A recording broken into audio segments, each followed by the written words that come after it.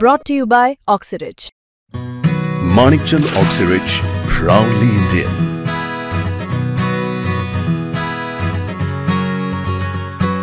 आमदार नाही, खासदार नाही, मंत्री नाही, कोण नाही, फक्त मनोज दादा म्हणते तीच खरं आणि तीच होणार. मनोज दादाचा शब्द जर आला ना तर मंत्रालय आमदार खासदार सगळे फुकटेत, सगळे उडवून टाकू, मारून टाकू, सगळे काय करायचं ना आम्हाला. आमदार आमचे हिंगोली विधानसभाचे आमदार तानाजीराव मुटकुळे केलेलं नाही की आम्हाला आरक्षण ओबीसीतून द्या, मराठा समाजाला आरक्षण कसं द्यायचं हे अजून सांगितलेलं नाही. हे आमदार खासदार येतात फक्त त्यांचे लाईव्ह शूटिंग करायला येतात, तेवढ्यासाठी कशाला यायची गरज आहे. त्यांनी येऊन सांगायचं इथं की आम्हाला आरक्षण ओबीसीतून पाहिजे किंवा सेपरेट पाहिजे, कसं पाहिजे हे आरक्षण सांगत नाहीत, नुसतंच भेटेल येतात. आमचा पाठिंबा, आमचा पाठिंबा, आमचा पाठिंबा. तुमच्या पाठिंब्याचं काय आम्हाला खाऊ घालायचं का? तुमच्या पाठिंब्याची गरज नाही. नमस्कार, मी छाया आणि आपण पाहताय मुंबई तक. आत्ता आपण मुंबईच्या मरीन ड्राईव्ह परिसरामध्ये आलेलो आहोत. मराठा आंदोलनाचा आज चौथा दिवस आहे. मागच्या 3 दिवसांमध्ये मराठा आंदोलकांचे बरेच व्हिडिओ सोशल मीडियावर व्हायरल होताना दिसत आहेत, ज्यामध्ये मराठा आंदोलक रस्त्यावर अंघोळ करताना दिसत आहेत, ट्रॅफिक जाम करताना दिसत आहेत, कचरा करताना सुद्धा दिसत असल्याचे काही व्हिडिओ सोशल मीडियावर मोठ्या प्रमाणात व्हायरल होत आहेत. आज मराठा आंदोलनाचा चौथा दिवस आहे आणि आज सुद्धा मराठा आंदोलक मोठ्या संख्येने मरीन ड्राईव्ह परिसरात समुद्र किनारी सुद्धा उतरलेले दिसत आहेत. त्यांच्याशी आपण बातचीत करणार आहोत. मात्र त्याआधी कोर्टाने निर्देश दिलेले आहेत की उद्या संध्याकाळी 4 वाजेपर्यंत मराठा आंदोलकांनी सगळे रस्ते मोकळे करावे. याचबरोबर मनोज जरांगे पाटलांनी सुद्धा आवाहन केलेलं आहे की मुंबईकरांना कोणत्याही प्रकारचा त्रास देऊ नये किंवा रस्ते लवकरात लवकर खाली करण्यात यावे, असं सुद्धा आवाहन मनोज जरांगे पाटलांनी केलेलं आहे. आता मरीन ड्राईव्ह परिसरात जे मराठा आंदोलक इथे उपस्थित आहेत त्यांच्याशी आपण चर्चा करणार आहोत. कुठून आलात दादा आपण? परभणी जिल्हा पाथरी. इथं काय करतायत मरीन ड्राईव्हवर?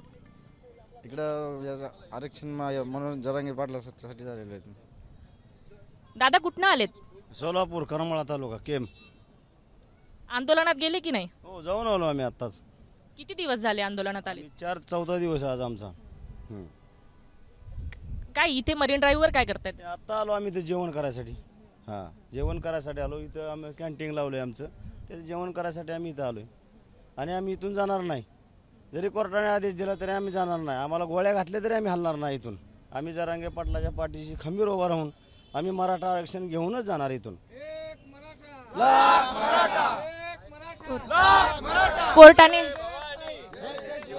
कोर्टाने आदेश दिलेत, पण मनोज जरांगे पाटीलही तुम्हाला कालपासून आवाहन करतायत ना? कोर्टाने आदेश दिले तरी जरांगे साहेबांनीच सांगितलंय की गोळ्या घातल्या तरी आम्ही इथून निघणार नाही, आरक्षण घेऊनच जाणार आम्ही इथून.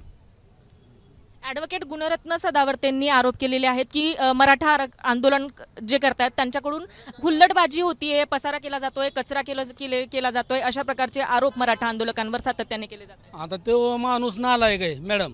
आता इथं दिसतोय तुम्हाला कचरा कुठं? आता इथंच बघा, आम्ही इथंच आहे सगळे. ते काय आरोप करतोय? आणि दुसरी गोष्ट, एक आमच्या समाजाच्या आमच्या आमदारांचं आम्हाला लय दुःख वाटतंय. आम्ही जे आमदार मराठा निवडून दिलेत त्यांनी खुल्या मनाने पाठिंबा आम्हाला देणार, हीच आम्हाला मोठं शोकांतिक आहे आमची. भविष्याला म्हणतात तुम्ही त्याच्या घरी का कचरा नाही का? ते आता आम्ही 500 किलोमीटर इथं आलात, मग आम्हाला टॉयलेटची सोय असेल, मग कचरा पडणार, आम्हाला जेवणाचं असेल का? ते काय इतकं लगे महाराष्ट्राच्या बाजूला आहे का? ते त्याला विचारा तुम्ही की तू किती कुणापासून मोठा झालास? आमच्यापासूनच मोठा झाला ना ते झालं. छगन भुजबळ इतकं दलिंद्री कशाला बोलायचे? मॅडम आमच्यापासूनच मोठा झाला मॅडम. त्या सदावर्तेनी एसटी मंडळाचे पैसे खाल्लेत. माझा स्वतः कंडक्टर भाऊ या, एक जणाकडून 80-100 असे ते पैसे घेत होता, त्याच्यावर मोठा झाला या सदावर्ती. आणि छगन भुजबळ आमच्याच जीवावर मोठा झाला की हो. आणि आता ते म्हणतो बरं ओबीसी म्हणजे आमच्या जीवावर ओबीसी बी जगलेली इथून मागं. मग आता त्याला ह्या मंत्री माणसा लोकांनी सांगा, खेडे जाऊन बघा म्हणा काय आमच्या मराठी समाजाचे काय हाल आहेत ते.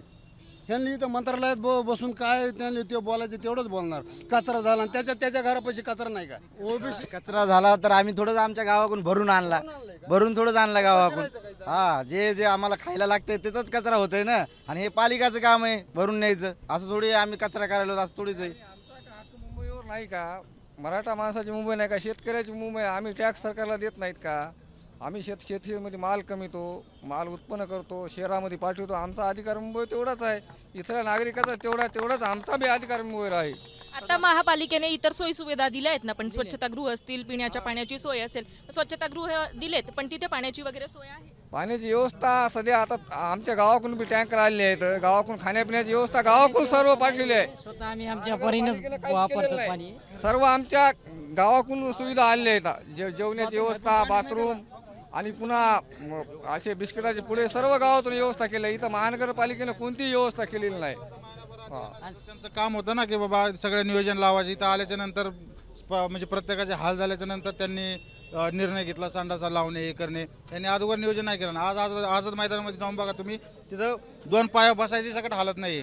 आम्ही चालत गेलो तर स्वतः खासदार साहेब, बीडचे खासदार साहेब इथपर्यंत पॅन्ट भरून तर चलत गेलेत. मग सामान्य माणसं तिथं कसं बसायचं, कसं आंदोलन करायचं, कसं काय? 5,000ची तुम्ही दिलं पण तिथं सोय आहे का? रात्री खडी टाकली, 1 लेअर टाकली खडीची आणि त्या खडीला सकट चिखल आहे. मग कसं बसायचं तिथल्या लोकांनी? आणि सगळ्यात महत्त्वाचं मला सांगा की इथं त्यांना माहीत होतं हा सगळा समाज कुठून आलाय, ऑल महाराष्ट्रातून आलाय. इथपर्यंत ही झोपली होती इथली महानगरपालिका. संडासने आत्ता आणून ठेवले. कचरा म्हणता कचरा केला. यांचे कुठेच माणसं, कुठेच माणसं यांची. मग त्यांना एवढ्या लोकांची सोय करे इथपर्यंत तुम्ही बोलून घेता. लोक तुम्हाला इथपर्यंत जाग आली नाही. इथं आल्याच्या नंतर तुम्ही म्हणता कचरा करता इथपर्यंत काय झोपले होते का? बरोबर आहे की नाही? मग यांचं काम आहे ना. केंद्र साहेबांनी आम्हाला वानकडे स्टेडियम द्यावा राहण्यासाठी. मराठा बांधव भरपूर आलेले आहेत आणि ओबीसी आमचे बारके भाऊ इथं, त्यांनी सहकार्य करावं. त्यांनी आम्ही आरक्षण दिलेलं आहे. आमच्या गावाकडून आम्ही कचरा असं म्हणजे काय, ज्यावेळेस आम्ही नाही का अशा पोळ्या बिळ्या जे बांधून आणल्या तर ते कपड्यामध्ये बांधून आणल्यात. आमच्या गावाकडून आम्ही असा थोडा बी कचरा नाही आणला. हे कचरा आहे तर इथलाच कचरा आहे आणि हे कचरा फक्त महानगरपालिका त्यांचं काम आहे काय हे करायचं. त्यांनी जे आपल्यावर आरोप केलाय कचरा तुम्ही इथं करताय, गर्दा करताय, हे गर्दा आम्ही करत नाहीत. नितेश राणेंनी असे आरोप केलेत की मनोज जरांगे पाटलांच्या खांद्यावर बंदूक ठेवून राजकारणी त्यांची पोळी भाजतात. यावर काय? मॅडम एक सांगतो तुम्हाला, हे जर मराठा समाजाने ठरवलं आता सध्याला जर आमदार मोजले तर टोटल बहुमताच्या किती पुढे जाणार? हे जे आमच्या आमदारामध्ये की नाही म्हणून ह्याचा गैरफायदा हे घेतात. आमच्याच जर आता ते आमदार झाले तुम्हीच निवडून दिलेत ना ते? कुणी दिलेत? आम्ही दिलेत ना. त्यांचा विचार करावा लागणार आहे. आता आम्हाला जर त्यांनी सहकार्य नाही केलं तर आम्हाला त्यांचा विचार करावा लागणार आहे. आणि त्या सदावर त्याला म्हणा तू कचरा झाला म्हणतो, आमच्या जीवनाचा कचरा झाला ते काय करायचं? आमच्या जीवनाचा कचरा. बरं इथून माग 18 बलुतेदार ह्या जे ओबीसी समाज म्हणजे 18 बलुतेदाराचे ना आम्ही जगलेला आहे ते. मग आता त्यांचं असं म्हणणं आहे इथून पुढे ह्या लोकांनी आमच्या पुढे जोहार घालावा, हे त्यांचं म्हणणं आहे सदावरचं छगन भुजबळचं. आता कोर्टाने निर्देश दिलेत की उद्या 4 वाजेपर्यंत सगळे मुंबईतले रस्ते तुम्हाला रिकामे करावे लागणार आहेत.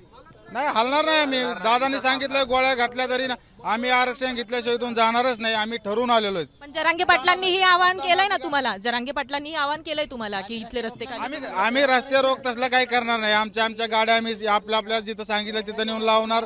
त्या पद्धतीने होणार. जसं सांगतील त्या पद्धतीने होईल. पण असं नाही की आम्ही आरक्षण घेतल्याशिवाय इथून जाणार नाही. आम्ही ठाम निर्णय करूनच आलेलो आहे. आणि सगळ्यात महत्वाचं तो सरदा होते का काय तो म्हणतो ना की कचरा केला. मला सांगा ही काय मरीन ड्राईव्ह आहे ना? बरोबर आहे. मरीन ड्राईव्ह तुम्ही मला सांगा, इथं तुम्हाला माहिती आहे मराठा समाज एवढा आलेला आहे की एका जागेवर तो राहू शकत नाही. इकडे पांगल्या इथं एक डस्टबिन दाखवा मला. हे महानगरपालिकेचं काम नाही. इथं लोक येणार आहेत, खाणार आहेत, पिणार आहेत. इथं एक डस्टबिन दाखवा. त्या कडापासून ह्या कडापर्यंत एक डस्टबिन दाखवा. तुम्ही डस्टबिन ठेवले तर आमचा आम्ही कचरा टाकून द्या. कुठं टाकायचा? समुद्रात फेकून द्यायचं का आम्ही? उद्या काय म्हणणार की मराठ्यांनी येऊन इथं कचरा केला, घाण केली. ही बदनाम, हे फक्त बदनाम करायसाठी या सगळ्या गोष्टी ठरवून करते ते. त्या आपल्याला बदनाम करायसाठी फक्त त्या गोष्टी ठरवून केलेल्या त्यांनी. एक इथे डस्टबिन नाही ना कचऱ्याची गाडी आहे. कमीत कमी त्या कचऱ्याचं एक असतं ना ते काय. मग काम आहे ना यांचं. हे सरकार मुद्दाम आपल्याला बदनाम करायचंय फक्त. आता तुम्ही कालच्या धरून न्यूज बघा, सगळ्या गोष्टी बघा. ठेवलेली आहे त्यांच्या मागच्या 26 जानेवारीला गेल्या वर्षी जे आम्ही वाशीमध्ये आलो होतो, शिंदे साहेबांनी जे सगळे सोयऱ्या GR काढला त्यावेळेस फडणवीस साहेब उपमुख्यमंत्री होते. त्यावेळेस मग त्यांनी GR कशाला काढला? ही चूक कोणाची आहे? मराठा समाज मुख्यमंत्र्यावर विश्वास ठेवून वापस गेलो आम्ही. आता कशात आलो? तुम्ही विश्वासघात केला म्हणून मुंबईला आलो. आम्हाला काही यायचं शोक नाही. आमच्या आज महालक्ष्मीचा सण आहे आमच्या गावाकडे. आम्ही सण सोडून इथं आलोय. लक्ष्मी सोडून गावातून इकडे आलो, गणपती सोडून सण सोडून आम्ही आलोय. आम्हाला खूप दुःख. गणपती बसले आम्हाला इथे हवंच नाही की कोणाला त्रास व्हावा, कोणाला काय व्हावा. तुम्ही घ्या निर्णय, आम्ही आमचं जातो घरी. आम्हाला वाटत नाही की आम्हाला काय शौक नाही. ते 10 दिवस पावसात राहायची, उपाशी तापाशी राहायची, 2 दिवस हाल केले. आज आमच्या एकूण सगळ्या गावाखेड्यातून आमच्यासाठी जेवण येतंय ते येतंय, मग त्याचा कचरा होता म्हणता का तुम्ही? बरोबर आहे की नाही? त्या बांग्या डोळ्याच्याला त्याला काय कुत्र्यासारखं कुंकड पण भुकणार त्याला अक्कल ना बिक्कल एवढा दम होता स्वतःच्या गाडी. त्याच्या वडिलांनी चोऱ्या केल्या नाही, दरोड्याचा मुलगा म्हणतो ना, पहिल्या दरोड्या लुटलेला पैसा आहे. आणि त्याचा वापर ते मुंबईमध्ये जेवढे मराठी आले त्याच्यापैकी दिलेल्या सुविधा एकदम कमी आहेत. कोटीवर समाज आलाय आणि 1000वर सुविधा केलेल्या आहेत फक्त. तुम्ही तिथे जाऊन संडास बाथरूम वाजा कितीचं हा एवढा समाज आलाय, कसं जाणार आहे? लाईनीत उभा राहिला तरी तो एक दिवसभर नाही पुरणार प्रत्येकाला जायला. हा इथे आणखी काही तरुण आहेत, त्यांच्याशीही आपण संवाद साधणार आहोत. दादा कुठून आलेत? आम्ही संभाजीनगर. काय नाव आपलं? ऋषी साळुंके. काय कॉलेज काय करतो? डिप्लोमा चालू आहे.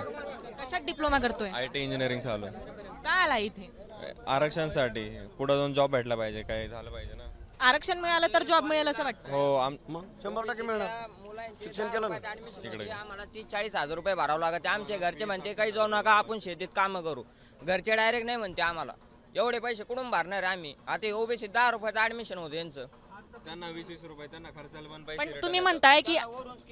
तुम्ही म्हणतायत की आरक्षणातून नोकरी मिळते, पण मुळात सरकारी नोकऱ्याच कमी झालेल्या आहेत ना. मग नोकऱ्यांची संख्या वाढवावी ही मागणी आपण का करत नाहीये यासोबत? ते जाऊन द्या, पण हे यांना जे करू आम्ही, पण आरक्षणाने आमची फी बी कमी होती ना. नोकऱ्याची संख्या जरी वाढली तरी पण त्याच्यामध्ये आम्हाला फायदा काय?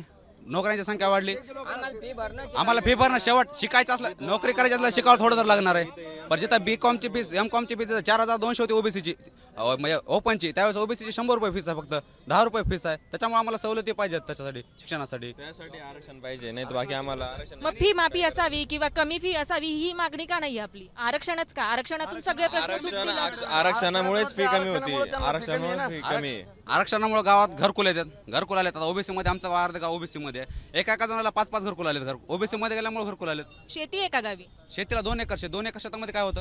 पाऊस चालू आहे आता. आमची 5 एकर आहे. तुमची? 3 एकर. पावसामध्ये काय होणार? एवढा पाऊस चालू आहे, सगळं वाटोळ झालं. हे पण कर्जमाफी करणार गेले, ते बी नाही, हे बी आरक्षण नाही, तर काय जगायचं कुठं? इथं आलं तर हे आम्ही महाराष्ट्राचे नाहीत का? शेतीमालाला पण काही भाव वगैरे नाहीये.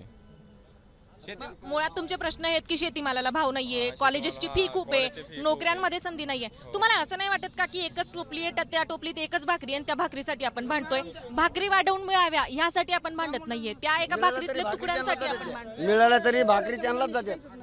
त्यामुळे शेतकऱ्यांच्या मुलांनी शिकायचंच नाही का? काय म्हणायचं आपल्याला ह्या विषयावर? काय सांगताल आपण तरी? शेतकऱ्यांच्या मुलांनी सगळ्यांनीच शिकलं पाहिजे. मॅडम, आरक्षणासाठी जरांगे पाटील इथे बसलेले उपोषण आहे. यांनी लालबागच्या राजाचं अन्नछत्र बंद केलं, लाईट बंद केली. लालबागच्या राजाचं अन्नछत्र बंद केलं, लाईट बंद केली. काय फरक पडला? प्रत्येक शेतकऱ्यांनी गावाकडच्या आमच्या माय माऊलीनं प्रत्येक जणीनं 10-10, 5-5, 2-2, 1-1 भाकरी का होईना इकडे पाठवली. का की आमचा आलेला कोट्यावधी समाज हा उपाशी राहून भुके मरू नये. आणि तुम्ही पण स्वतः पाहिलं असेल ग्राउंडवरती, आझाद मैदानावरती, जिथं जरांगे पाटील उपोषणाला बसलेले आहेत, ढिगाची ढिगा अशी भाकरायची आणि पाणी बाटलीचे पडलेले आहेत. मला फडणवीस साहेबाला एकच सांगायचंय, तुम्ही आम्हाला जेवण नाही घातलं मुंबईत आल्यावर, पण आमच्या पाटला तेवढी दम आहे का तुम्हाला महिनाभर जेव घालू अख्ख्या मुंबईला बेम फडणवीस साहेबाला.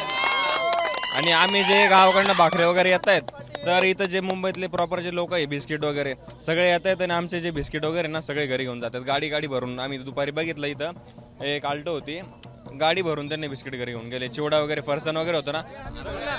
जे कोणी येईल काही बिस्किट घ्या, जेवण घ्या. मुंबईच्या माणसाला जगून ताकद आमच्यामध्ये आहे. त्याने जरी आम्हाला काही नाही दिलं तरी आम्ही त्यांना द्यायला तयार आहोत.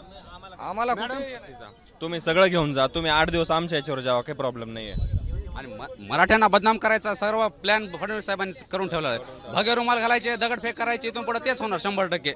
नाव मराठ्यावर घालायचं. या मुंबईनं आम्हाला जेव घालायला पाहिजे, पण आम्ही त्यांना जेव घालवल्या मुंबईला. आम्ही भू बघितले पहिल्या दिवशी, आम्हाला वाटलं तर तयारी आहे.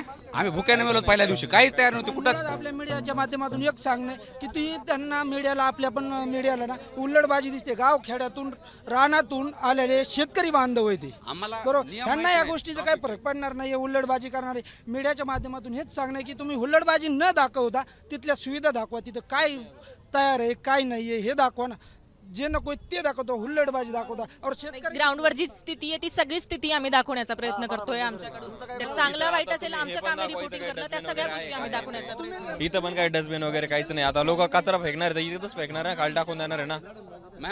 ते छगन भुजबळांनी सदावर त्याला म्हणा तू खरंच मराठीच्या जीवावर थोडं बी मतदान तुला नाही का झालेलं म्हणा? झालाच मोठं मराठी आमच्याच जीवावर म्हणा मंत्रीचा. त्या गेल्याच्या ह्या मंत्रिमंडळात त्याला मंत्रीपद दिलं नाही तर इकडून तिकडून किती असं फाशी घ्यायचा त्याचा टाईम उरला होता का नाही?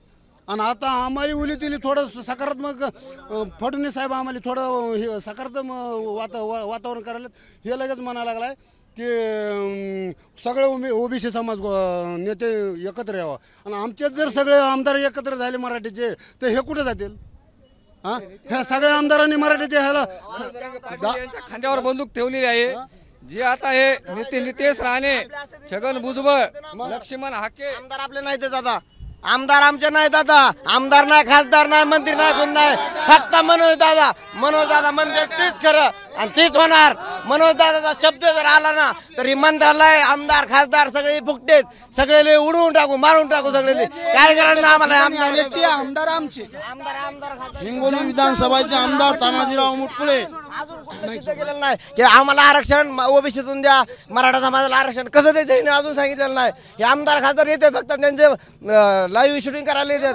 तेवढ्यासाठी कशाला यायची गरज आहे? त्यांनी येऊन सांगायचं इथं की आम्हाला आरक्षण ओबीसीतून पाहिजे किंवा सेपरेट पाहिजे, कसं पाहिजे हे आरक्षण सांगत नाहीत. नुसतंच बीटीला येतात आमचा पाठिंबा. तुमच्या पाठिंब्याचं काय आम्हाला खाऊ घालायचं का?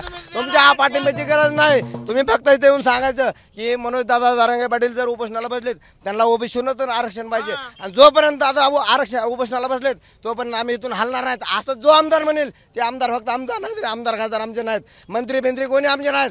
फक्त दादाच्या आम्ही एका शब्दापर्यंत थांबलोत. जर दादानी शब्द दिले ना ह्यांना कुठे उडवून टाकून कुठे मारून टाकून ह्यांना पता लागायचा नाही. तुमचं आमचं नातं काय? मुख्यमंत्री असताना ज्या एकनाथ शिंदेंनी तुम्हाला आश्वासनं दिली त्यावर तुम्ही काय बोलाल? आश्वासन त्यांनी दिली पण देवेंद्र साहेब एकनाथ शिंदे साहेबाला सुधरू देत नाहीत. ह्यांनी आपल्या सगळ्या मुठीमध्ये धरलेत. आमचे 188 आमदार आहेत. फक्त बीड जिल्ह्यातले प्रकाश दादा, विजय पंडित, सुरेश दास आणि बजरंग बाप्पा हेच फक्त येऊन गेले तिथं. ते येऊन गेलेत पण ते सत्ताधारी पक्षातले त्यातले बरेच आमदार आहेत. तुम्ही सुरेश दसांचा उल्लेख केला. येऊन गेले, पाठिंबा देऊन गेले पण सत्ताधारी पक्षात असूनही त्यांच्याकडून काहीच होत नाहीये ना. पाठिंबा आहे त्यांचा, पाठिंबा. बाकीच्यांनी पाठिंबा द्यायला पाहिजे ना. पाठिंबा देत आहेत तुम्हाला पण ते सत्ताधारी पक्षात आहेत, त्यांच्या हातात आहेत ना काही गोष्टी. समाजाचे 188 इथं, बाकीचे कुठे मेले का? ते 188 आमदार तरी करतायत काय? ते इतर पक्षाचे झोपलेत ते बाहेर, घराच्या बाहेर निघणार ते आता सगळे घरामध्ये. त्यांचं म्हणणं सर्व पक्षीय बैठक बोला, सर्व पक्षांचं म्हणणं मांडा. आम्हाला ते द्यायनात म्हणून तर तुम्हाला निवडून दिलं ना. मग तुम्ही बी हेच बोला सांगायला लागलं. मग तेच जर करणार असते तर मग त्यांनीच केलं असतं ना. ह्यांना ह्या शासनाला निवडून द्यायची आम्हाला काय गरज होती? फडणवीस साहेबाला मुख्यमंत्री करायची आम्हाला काय गरज होती? पहिल्याच सरकारनं मग आम्हाला दिलं असतं. ते द्यायनात म्हणून तर तुम्हाला दिलं ना. आता तुम्ही म्हणता की सर्व पक्षीय बैठक बोला, त्यांचा विचार घ्या. त्यांचा विचार कशासाठी घ्यायचा? तुम्हाला निवडून दिलं ना ते द्यायना म्हणूनच. आता तुम्ही सरकार बदलता येते आणि आरक्षण का देता येत नाही यांना? सदावर्तेच्या सोबत एक चिचुंदरी, तिच्या पुढे मीडिया दाखवू नका. ती लई बेकार रे, काही बोलती, कुणीकडे बोलती. एका दिवशी स्फोट करतील मुंबईत मराठे. कोणाबद्दल बोलताय तुम्ही? सदावर्तेच्या बाजूला मुंडका हली ना. असं चिचुंदरी आहे, जरांगे पाटलांनी नाव दिलं चिचुंदरी. सर्वांना माहिती चिचुंदरी कोण आहे. सदावर्तेला म्हणा ओबीसीतूनच आरक्षण घेणार. मला आरक्षण भेटलेलं आहे. मी ह्यांच्या मराठा बांधवासाठी आलोय. मी मराठा बांधवासाठी जायला एकही आमदार, एकही मंत्र्याची हिंमत होत नाही. कारण फडणवीस साहेब जो विरोधामध्ये गेला त्याच्या मागे ईडी लावतात, CBI लावतात. त्याचं राजकीय करिअर सर्व बर्बाद करून टाकतात. त्यामुळे आमदार कोणतेही घाबरतात. फक्त कैलास पाटील धाराशिवचे आमदार, वसमतचे आमदार राजूभाई नवघरे आणि हे विजय पंडित, ओमराजे निंबाळकर, खासदार साहेब, बजरंग बाप्पा, परभणीचे खासदार बंडू जाधव यांनीच पाठिंबा दिलाय. बाकी कोणत्याही आमदार खासदारांनी पाठिंबा दिला नाही. आम्ही त्यांची बघून घेऊ. इतिहासाच्या पानावर मराठ्यांचं नाव नाही तर अख्खा इतिहासच मराठे आणि मराठे आरक्षणाचा इतिहास लढण्यासाठी मुंबईमध्ये आलेले. आणि ज्यावेळी मराठ्यांच्या आरक्षणाचा इतिहास आज सुवर्ण अक्षरामध्ये लिहिला जाईल आणि इथून पुढच्या येणाऱ्या शेकडो पिढ्या हे सांगतील की मराठे ही मुंबई ही कायम चालणारी मुंबई, फक्त बंद करण्याची कोणाची ताकद असेल तर ती फक्त मराठ्यांची होती आणि त्या मराठ्यांनी मुंबई बंद करून दाखवलेली आहे. आणि इथून पुढे आम्ही जाताना आरक्षण घेऊनच 100% आरक्षण घेऊन जाणार आहे. आणि आत्ता आमच्या मनोजदादांची प्रकृती ही थोडी खालावलेली आहे. गड आला पण सिंह गेला याची पुनरावृत्ती आम्ही होऊ देणार नाही. यावेळेस आमचा सिंह तुमच्या छातडावरती बसणार आहे आणि आमचं आरक्षण घेऊनच इथून परतणार आहे. हा निश्चय आम्ही घेऊनच या ठिकाणी मुंबईमधून जाणार आहे. तर हे होते मराठा आंदोलनातले कार्यकर्ते. खरं तर उद्या कोर्टाने संध्याकाळी 4 वाजेपर्यंत मुंबईतले सगळे रस्ते खाली करण्याचे निर्देश दिलेले आहेत. आंदोलक मनोज जरांगे पाटलांनीही नागरिकांना जे आंदोलक आहेत त्यांना आवाहन केलेलं आहे की लोकांना कुठल्याही प्रकारचा मुंबईकरांना त्रास देऊ नये, रस्ते खाली करावे. मात्र इथे जे आंदोलक आहेत ते उद्या कोणत्याही परिस्थितीत रस्ते खाली करणार नाही. आमचं जे आंदोलन आहे, आमच्या ज्या मागण्या आहेत त्या पूर्ण केल्याशिवाय आम्ही मुंबई सोडणार नाही असा आक्रमक पवित्रा आंदोलकांनी घेतलेला आहे. मुंबई तकला जर आपण नवीन असाल तर मुंबई तक चॅनलला सबस्क्राईब करा आणि मराठा आंदोलनासंदर्भातल्या सगळ्या अपडेटसाठी पाहत रहा मुंबई तक. धन्यवाद.